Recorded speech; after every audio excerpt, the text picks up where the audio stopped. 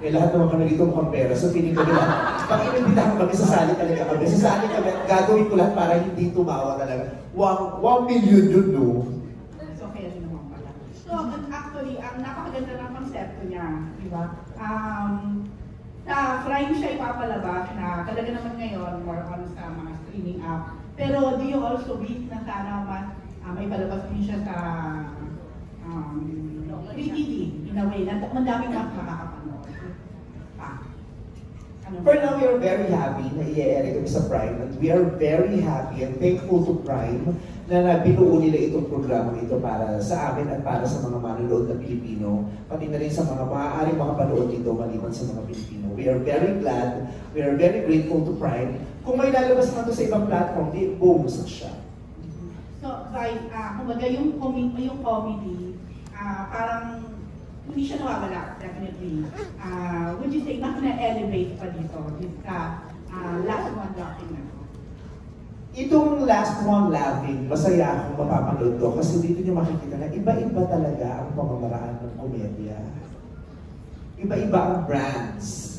At maaari kayong mamili kung anong brand ng comedy ang pasok sa inyo, ang maaari nyo ma-appreciate, ang kaya nyo lunukin at hindi. Kasi, di ba, sa Pilipinas dahil madaming conservatives, root, maraming iba-iba ang parang dosage natin, di ba? Yung kaya lang natin tanggapin. Pero ito kasi, inclusive siya para sa lahat ng tao na may iba't ibang taste ng comedy. Kaya natutuwa ako kasi yung platform, binigyan niya ng pagkakataon na lahat na ilabas mo yung comedy mo and everyone is just valid. Every kind of comedy that you can give to the audience is a valid form of comedy. Kasi diba sa Pilipinas, parang hindi ko alam kung ano yung standard na gusto nyo na, kung ano ba yung pinaniniwalaan nyo. Kasi diba, meron iba't iba yung klase ng tao. At sa dami ng tao, sa dami ng iba't ibang paniniwala ng mga tao, ini-invalidate natin yung hindi natin taste. Yung porkit hindi suwak sa'yo, feeling mo, hindi siya tama. Porkit hindi suwak sa panlasa mo, mali siya. Dito sa plataforma ng Prime at sa uri ng palabas na meron kami, ipapakita namin sa inyo iba't ibang uri ng komedya at nasa sa inyo kung anong brand ang gusto ninyong i-avail. Nung in-offer sa ito, ano yung naging reaction mo? I was so surprised and kinilig ako. Sobra akong happy na ako yung napiling host. Sobra akong na proud and I was so honored na, diba, to be given the chance to host this program na ang mga contestants lahat ng ilan sa mga pinakamahusay sa comedy sa Pilipinas. Nakaka-proud. Yes. Proud ako ng host ko. Yes. Sabi ko nga, kung hindi ako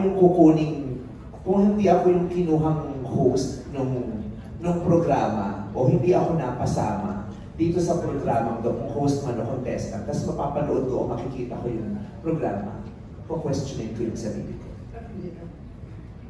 Ano yung, bakit wala ako dyan? And I will feel sad. It's an honor to be part of the first season of LOL. Kasi hindi ko naman alam kung may second pa o kung sino yung ano. Pero at least sa first season, isa ako sa mga napili na mapasama dito sa programa. Yung sa kanilang lahat, yung pinaka-nakatawa ka, tawa ka ng tawa, habang pinapanood mo sila? Habang pinapanood dito sa program or sa kabuuan? Kabuuan. Habang nandito ka nandito, para kapanood mo sila, nagkakatawa.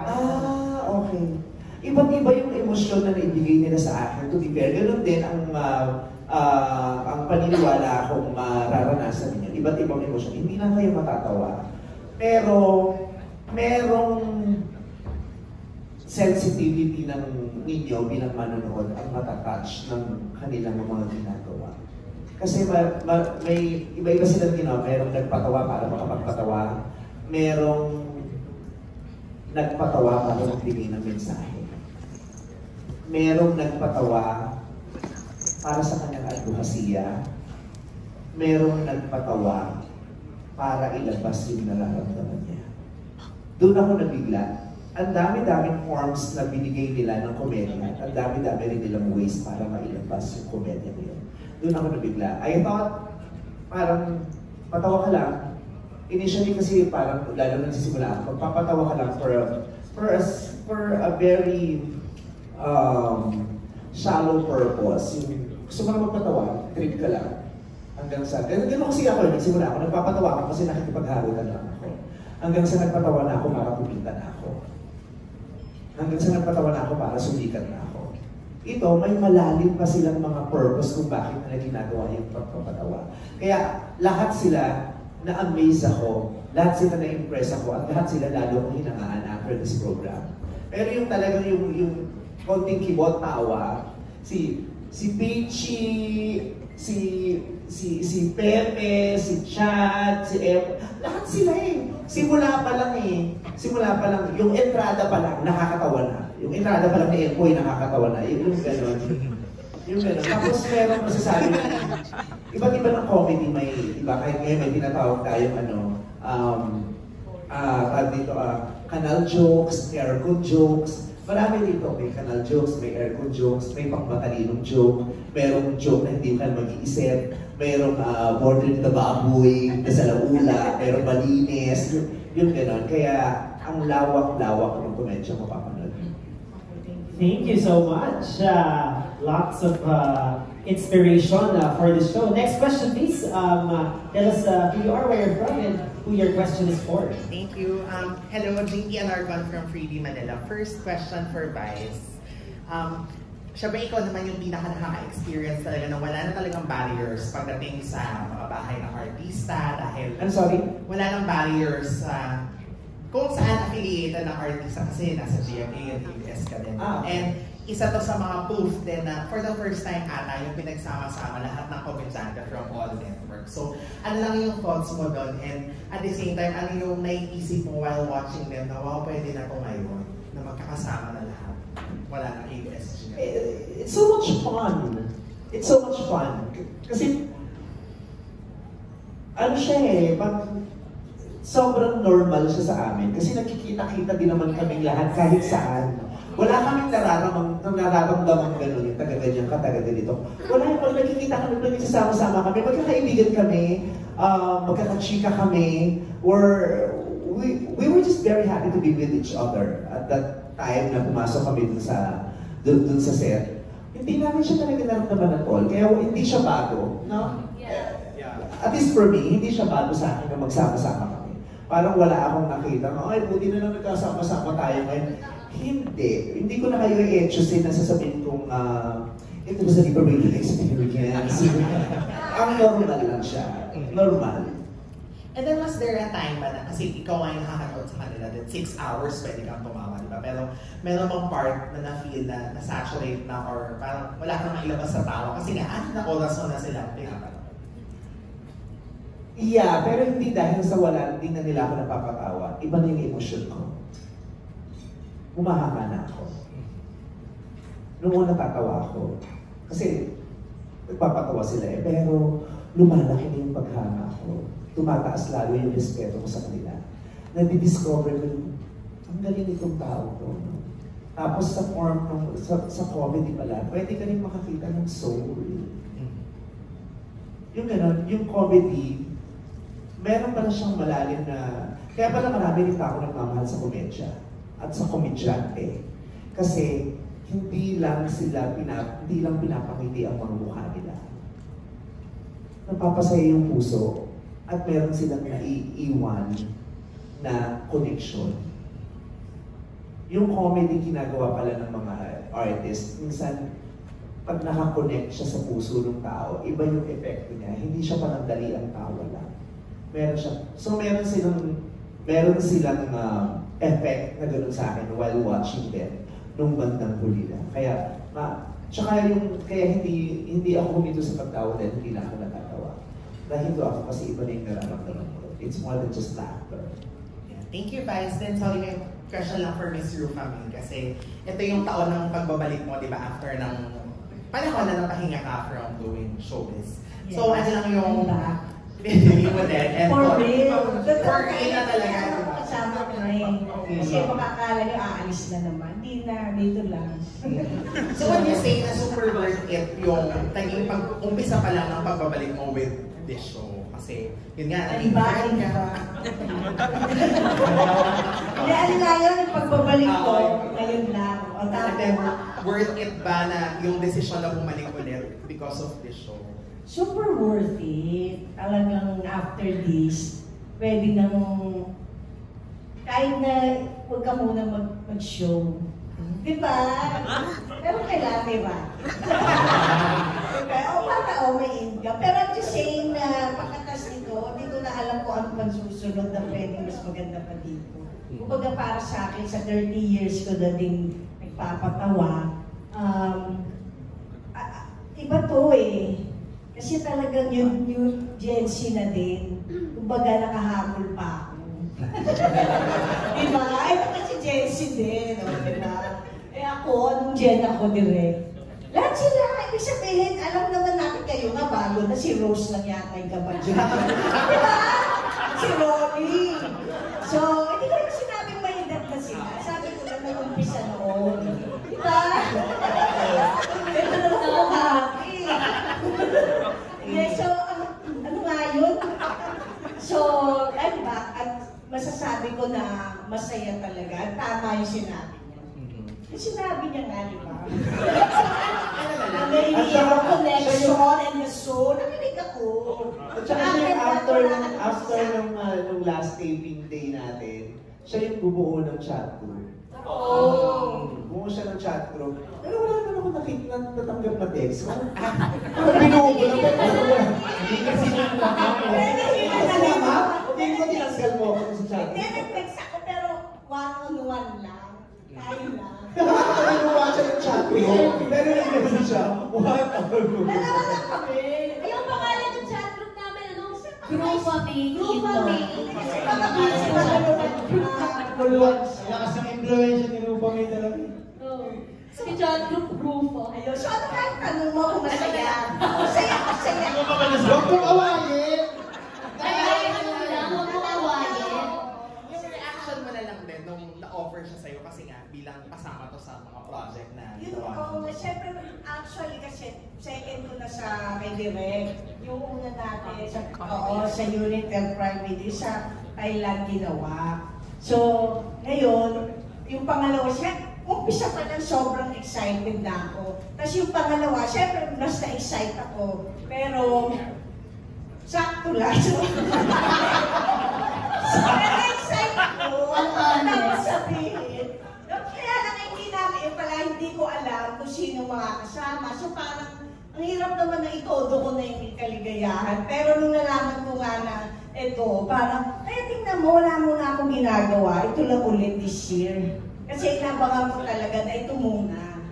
Kaya ito lang, sulit na. Kasi after nung show nakaibot din siya, kasi 2.5 na dito. Hindi ko Insurance case.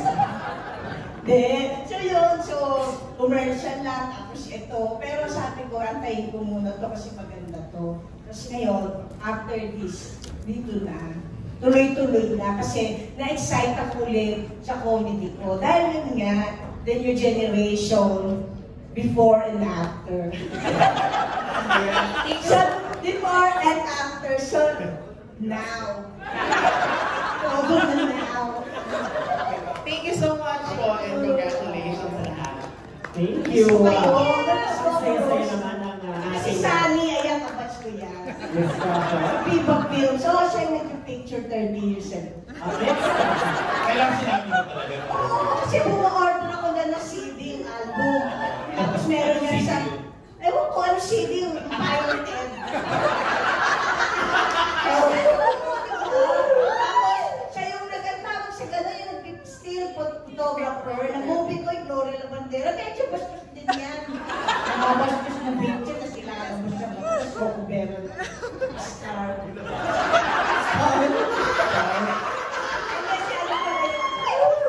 Alam nyo na, hirap namin, guys. Yan yun. Yan yun, guys. Si biggest threat. Yes, next question, please. I'm Chris from GMA po. So my first question is for Vice po. So ano ba yung kakaibang makikita sa hosting style ni Wood sa Eloran Beach? Wala. Medyo ko pa ba kayo? Outfit. Normal. Mabarda. Ano ba? Hindi. Yung, kasi ano dito parang leader ng sindikato. So, meron akong kailangan kong mag-provide ng a different level of suspense and excitement. Yung mga on-the-spot cliffhangers ko nasa-stress sila. Kasi pag pumasok kami sa loob ng bahay, wala na yung labasan. So, hindi kami mabibrief. Hindi kami mabibrief. So, pag tumunog lang yung mga ilaw, tapos kailangan magbigay ng verdict, ako na bahala doon. Wala siyang script. Walang script na briefing lang siya sa simula bago kami pumasok. So, kailangan maunawaan mo kung anong mga obligasyon ang dapat niyong gawin sa loob. Tapos pag nasa loob na kami, wala na siyang script. So wala silang script na sinunod. Ako din, as the host, wala akong script. Kaya hindi rin nila alam kung paano ko ibibigay yung mga verdicts. Kasi pag pinaglalaroan ko hindi nila nababasa. Kaya nasa-stress sila. Yun din, it was extra challenging for me, but I enjoyed it a lot. Kasi iba siya. Kailangan ko mag-provide ng certain nervyos dun sa mga contestants. Sa no time show, at saka sa Everybody's Sing, hindi ko pinapanervyos naman yung the whole time, enjoy, fun lang, as much as possible, light lang dapat. Pero dito, mas suspenseful, mas maganda. Then lastly na lang po, for Vice and anyone in the cast may answer. Sa panahon po ngayon, in general po ito, ano po sa tingin niyo yung challenge pagdating sa pagpapatawa or sa paggawa ng comedy? Sa panahon ngayon? Daming challenge. True. Actually, ngayon yung pinaka-challenging time para sa mga comedians magpatawa. Especially kung, sabi ni Meme Vice, iba-iba yung brand ng comedy. Parang yung audience ngayon, may sita sa bawat brand. Merong hindi yan.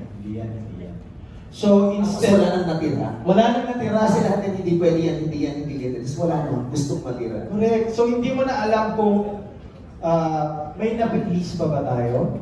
Kasi, or hinihintay nyo na lang may masita. Parang ganun yung pakiramdam namin. Although I'm not saying in general na ang hirap nyo nang i-please or ang hirap na natin pala i-please sa comedy ngayon. It's just that more people are opinionated right now. And to each is its own. So maybe, tama si Meme Vice what's funny for me might not be funny for you. So iba-iba yung target audience natin. Ang hirap lang pag na-generalize na bad comedy. So I mean, pag nafi-filter, may naparad akong stand-up comedian na gusto ko lang i-share na sinabi niya is, actually, ang mas pinaka-nakakatawang comedy is when you're talking about truth. Pag pinag-usapan natin ng utot ngayon, nakakatawa kasi totoo yung utot. Pero pag hindi totoo yung pinag-uusapan natin, hindi siya nakakatawa. It's a big deal. So, siguro may nasasaling lang sa atin. Kaya gano'n. But, nonetheless, we're still hoping because dahil sa social media and everyone, parang mas aware naman yung mga tao ngayon sa brand of comedy. Like, stand-up comedy is booming now.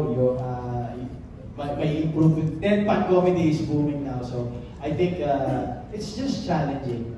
But, as comedian, ini-enjoy pa rin namin kasi gusto namin, nag-enjoy yung audience.